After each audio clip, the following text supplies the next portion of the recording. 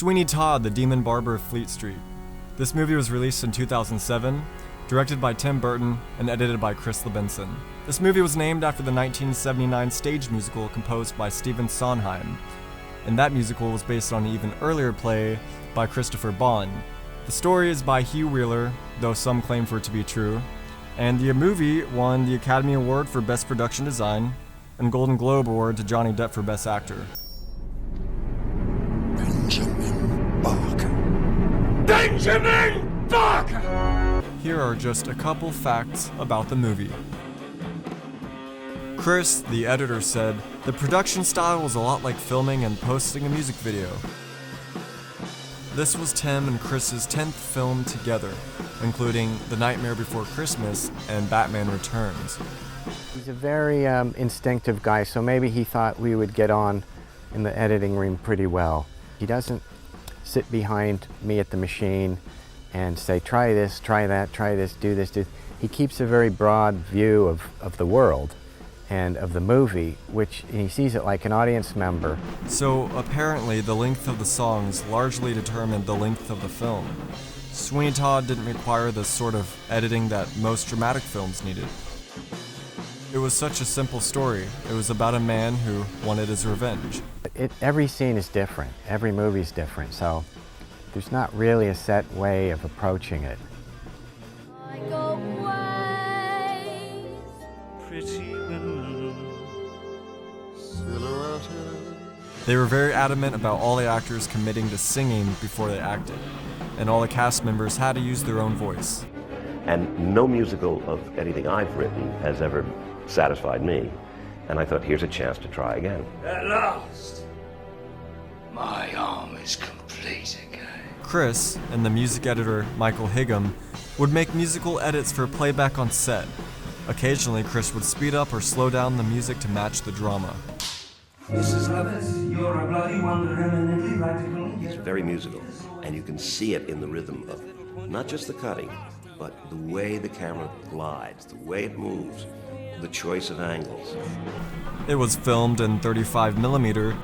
Warner Brothers and DreamWorks were involved. I just start with what I think is the best way to go and just the best performance, and knowing I'll even just grab one and get a pattern for the editing of a scene that I think is good and then go back and work on maybe the performances. My relationship with Tim it's family. I somehow know how he works, how he ticks, and certainly, he knows me pretty much better than anyone. No film dailies were ever screened, and the film didn't go through any preview audience screenings. Chris said, "You have to consider a low-budget production by major studio standards. An R-rated musical horror film?" Alright, we start with an establishing shot of the ship pulling into the London harbor. Cuts to a shot looking out the port bow of the ship.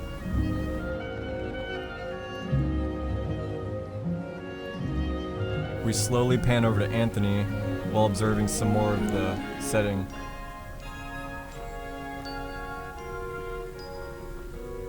I have sailed the world, beheld its wonders, from the Dardanelles to the mountains of Peru, but there's no place. Watch as Benjamin steps into frame here.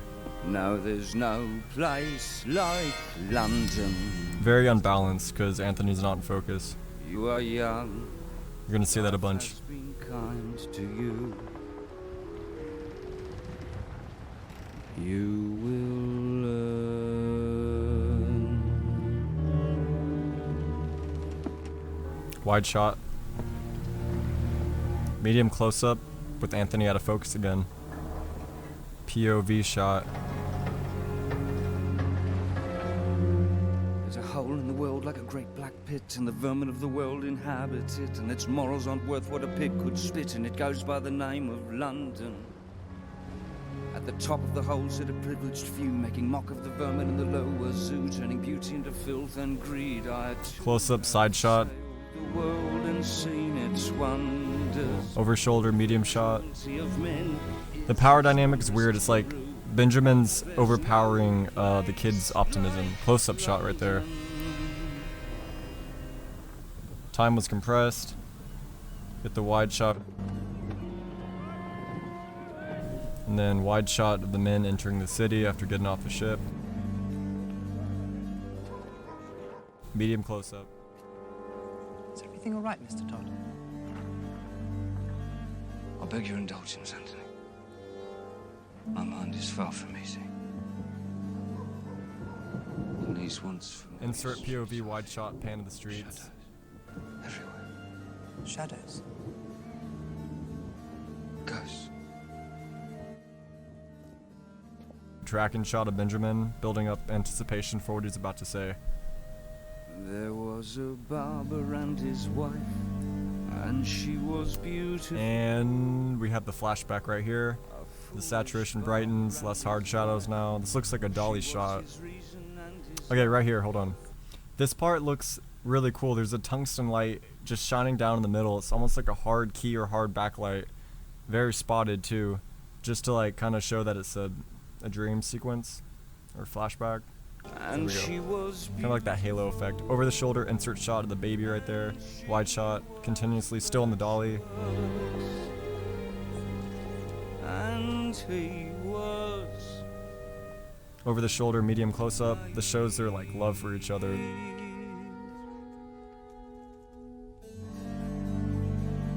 Close up of his wife Lucy. And then this medium shot of the judge. Dolly in. Now it's a close up. POV wide shot. A pious vulture of the law, who with a gesture of his Okay, wait, right here. That right there I think is the narrative fulcrum, because if it weren't for the judge whispering to his assistant to have Benjamin arrested, this whole film wouldn't really happen probably. So that of this scene I think is the narrative fulcrum. from his plate. Okay, now it's a shaky dolly or Steadicam. It gives like heavy tension, close up, And she would fall, backwards motion, Steadicam, so lost and oh so beautiful. and that pans to like a medium close up. Medium close up of Anthony by himself in that shot. Dolly in, probably gives importance to Benjamin's current realization and his answer. I doubt if anyone would know.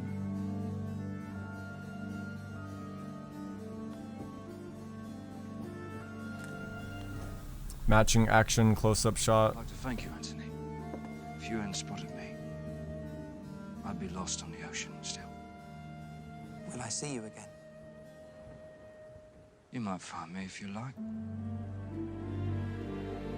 Around Fleet Street, I wouldn't wonder. Right there, I think that's the key shot, looking over Fleet Street.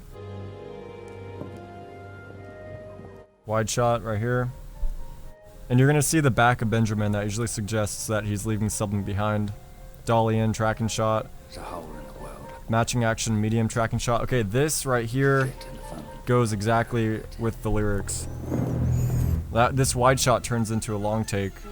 And you could say that this, all this right here is could be a subjective POV shot. Long take.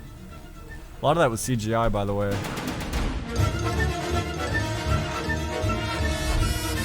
And you compress the time, and now we have an over-the-shoulder medium shot. Cool. Okay, so I think overall the editing was subjective and also invisible for the fact that the story moves pretty smoothly. The last take was pretty noticeable. The scene of the city. But what a great way to end the scene, right? The editing is linear for the most part, besides the flashback. I noticed a few shots in the beginning where I feel like my gut said it was a little too early to cut, but that kind of gives more of an uneasy feeling. I believe the film falls more under formalism because it's set somewhere in the Victorian era, very goth. The mise-en-scène is very obvious. The average shot was 11 seconds because there were 45 cuts in this scene. Great musical. A lot of like really big music theory people break down how the structure of the music sends a message. It's very cool. And yeah, I hope you like that. Go check it out. In fact, I was actually Sweeney Todd when I was like 10 for Halloween. So it's cool to do a project over this. I hope you enjoyed it. What may I do for you today, sir? Stylish trimming of the hair.